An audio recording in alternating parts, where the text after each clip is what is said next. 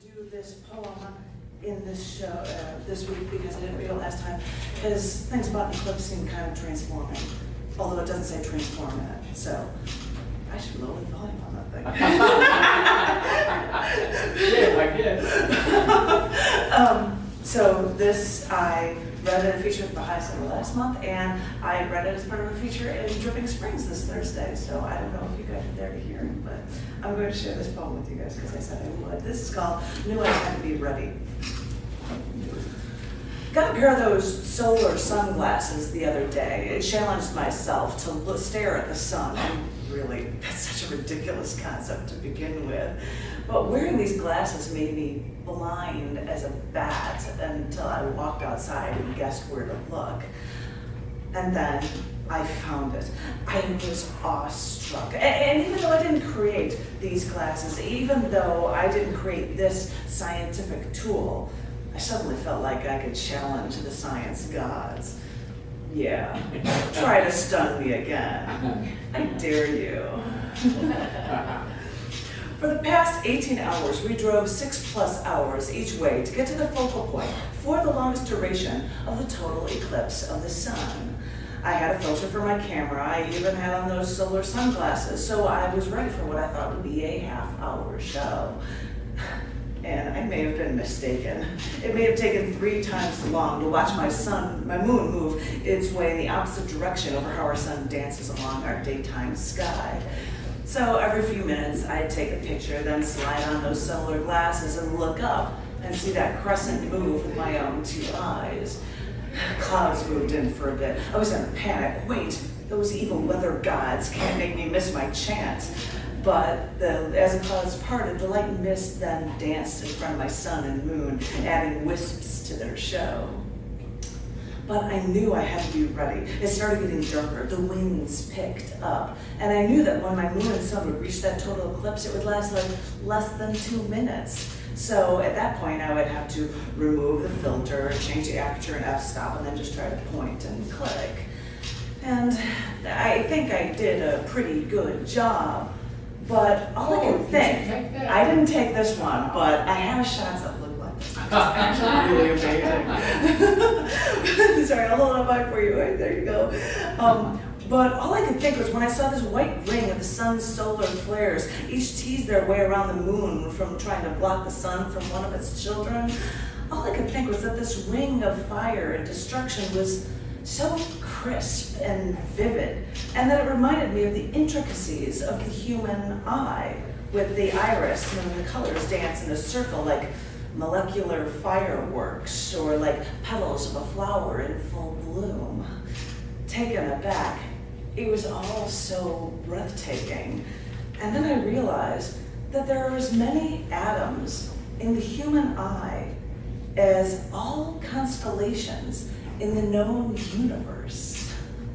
If seeing my sun's corona made me see the cornea with its intricate iris, it made me wonder.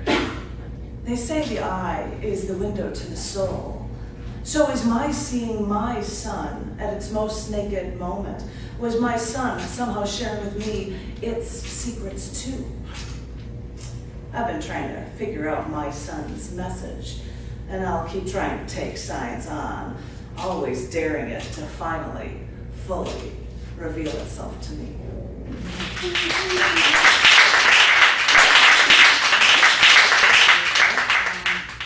I've been feeling somber as of late, so wait, more than usual. More than usual, that is my normal state here. Sorry, but I thought I would read 2 moody pieces that are from my new book. Because if you could be attracted to somebody's pheromones, maybe you'd be attracted to their words or their memes or pheromemes. Thank you, John, for that idea. That's the awesomest word ever. And if you ever want to look it up, it's not a word. If you type in pheromemes, you will find my book. But I want to share 2 poems from this for you. And this one is an old one. I think it was on a prompt from Poetry Plus, I believe. This is called Or My Happiness or My Life. What I have too much of is beyond my control, and that's not good for a control freak like me. The things I have, these things that happen to me, leave me trying to repair the damage, leave me trying to improve on a disaster they caused. Right now, it's the economy, stupid. Right now, I lose more money by selling what little I have after the market is tanked to pay for a second home in a town I was moved to against my will because I was told that this was for my own good. I have a house to finish paying for that I'm nowhere near and that I cannot live in and cannot sell without losing what money I once put into something that was actually supposed to be my home. I have a debt that is weighing me down, and I swear I didn't make the choices before being shoved into this hole. The light's getting dim from within this hole, and I feel the soil falling over my head. But not that that matters. I'm learning that. I can do everything right, and someone else will make sure that some mistake will happen so that it will cost me my finances, or my happiness, or my life. I once turned the wheels of my car to save a motorcyclist from being killed by a speeding car, and my specific act of kindness and concern led me to the ER, as half the staff in the hospital waited for days till I could start breathing on my own again. That's what I get for having too much concern for life. I've learned this. I've learned that over the course of my life, the battles just keep coming. And just when I think I should get a break, well, what am I kidding? Silly me. My soul gets worn having to protect myself from everyone else's wrongdoings. What? Because I have too much compassion. That's what I get. At this point in the game, I should change my mantra to myself. Life may hurt less if I keep repeating it until it becomes second nature. Just remember, good things aren't meant for you. You should have learned this by now.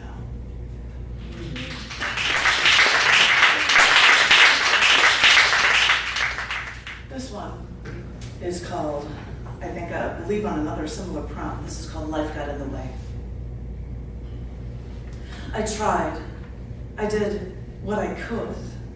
I had no idea that you would die. You seemed fine. There were no signs. I know I broke up with you because I was traveling around the country for months, and really, how could I expect you to wait for me? But I called from a payphone long distance when I could, and you seemed fine. There were no signs. And I was alone in a hotel room on the other side of the country, waiting to pick someone else up from the airport, and all I could do was cry as I tried to see if I could be with you once more at your funeral. But the flights were out of sync with when I had to leave again, and I'm sorry. I tried. I really did. I wanted that moment of closure. I wanted to say goodbye to you, to your painted corpse, probably wearing my favorite blue tie of yours.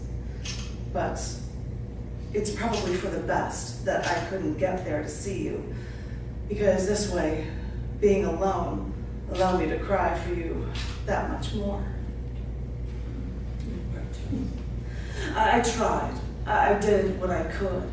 I lived farther away than anyone else, by choice. So it was harder for me to drive to see you as often as everyone else did when cancer diagnosis wasn't good. But I'd meet you at the hospital whenever I could. I know it wasn't enough. Life would get in the way. But I tried. I did what I could. And you seemed to be getting better. You were in remission. I flew across the country to see you. No one else did that. And even when we were together, it seems I never knew the right words. And I never wanted to make you break down by wanting to give you a hug. So, although I was there, I'm sure we kept our distance more than we should have. And I'm sorry for that. You have no idea how sorry I am. But you seem to be getting better. The cancer then came back and you were immune to the chemo. You seemed sick and tired of them drilling holes into your hip to see if the cancer would ever get out of your bone marrow.